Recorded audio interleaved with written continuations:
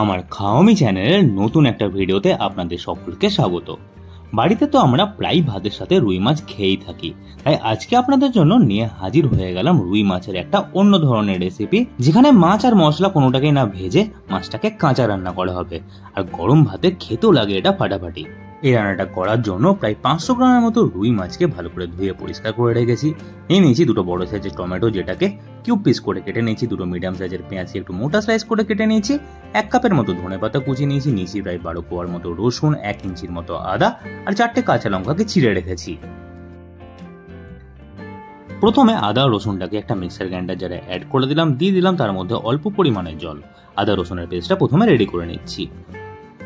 আদা রসুনের পেস্টটা রেডি করা হয়ে গেলে মিক্সার গ্রাইন্ডার জারে এবারে অ্যাড করে দিলাম পেঁয়াজটাকেও এবার একইভাবে বেটে নিতে হবে।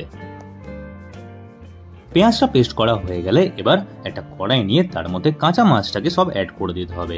মাছটা অ্যাড করার সময় এখন কিন্তু গ্যাসের ফ্লেমটা বন্ধই থাকবে। মাছটা অ্যাড করা হয়ে গেলে তার মধ্যে এবার দিয়ে দিচ্ছি স্বাদ অনুসারে নুন, দিয়ে দিচ্ছি 1/2 চামচের মতো হলুদ গুঁড়ো, একই সাথে 1/2 চামচের মতো ধনে গুঁড়ো, 1/2 চামচ জিরে গুঁড়ো, তার সাথে দিয়ে দেবো প্রায় 1/2 চামচের মতো কাশ্মীরি লঙ্কার গুঁড়ো। এবারে অ্যাড করে দিচ্ছি পেস্ট করে রাখা পেঁয়াজ সবটা। পেঁয়াজটা অ্যাড করে তারপরে দিয়ে দিচ্ছি আদা রসুনের পেস্ট সবটা। একই সাথে টমেটোটাও দিয়ে দিচ্ছি এবারে 5 চামচের মতো সরষের তেল। গ্যাসের ফ্লেমটাকে বন্ধ থাকা অবস্থায় এবার হাতের সাহায্যে সব মশলার সাথে মাছটাকে খুব ভালো করে মাখিয়ে নিতে হবে। একটু সময় নিয়ে এই মাখানোর কাজটা করতে হবে, যাতে আদা রসুন বাটা, পেঁয়াজ বাটা, তার সাথে গুঁড়ো মশলা সব ভালো করে একসাথে মিক্স হয়ে যায়। সব ভালো করে মেশানো হয়ে গেলে এবার মশলাটাকে গ্যাসের হাই ফ্লেমে প্রথমে ফুটতে দিতে হবে। আর ফুটতে স্টার্ট হয়ে গেলে মাছগুলোকে আস্তে আস্তে উল্টাতে থাকতে হবে, যাতে সব দিকটায় ভালো করে মশলাটা ঢুকতে স্টার্ট হয়ে যায়। মাছগুলো উল্টাবেন খুব সাবধানে, কেন কি মাছটা যেহেতু কাঁচা আছে তাই মাছগুলো ভেঙে যাওয়ার চান্স থাকে।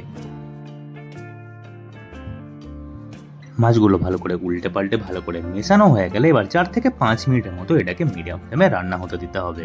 মিনিট 5 মিডিয়াম ফ্লেমে রান্না হওয়ার পর গ্যাসের ফ্লেমটাকে লো করে অ্যাড করে দিলাম কাঁচা লঙ্কাটা, তার সাথে 1/4 চামচের মতো চিনি আর 1 কাপের মতো জল।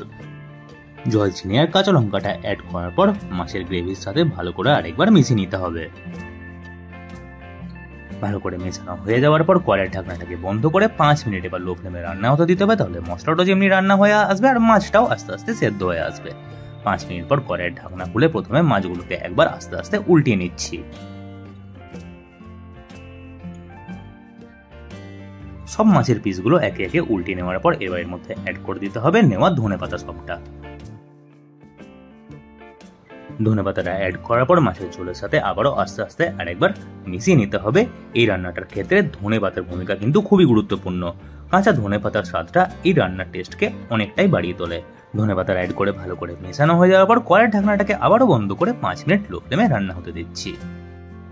টোটাল 10 মিনিটের মতো ঢাকা দিয়ে রান্না করার পর এই কাঁচা মাছের ঝোল একদম খাবার জন্য রেডি হয়ে গেছে।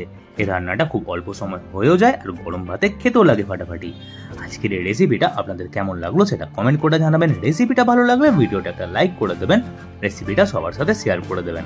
এই চ্যানেলে এরকমই রান্নার ভিডিও আমি শেয়ার করে থাকি, তাই চ্যানেলটাকে অবশ্যই সাবস্ক্রাইব করে দেবেন, পাশে থাকা বেল আইকনটা দাবতে ভুলবেন না।